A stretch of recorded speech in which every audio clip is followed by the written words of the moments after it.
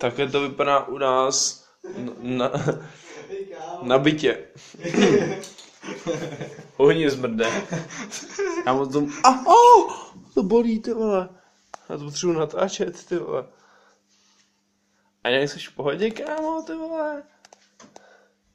Myslíš, jako když tady házel hodinu chleba na světlo, vole, a pak rozmrdal talíř? Jo. Jolo. To je fucking jo, ty vole. Ty vole, to se vůbec roztřískalo, kámo.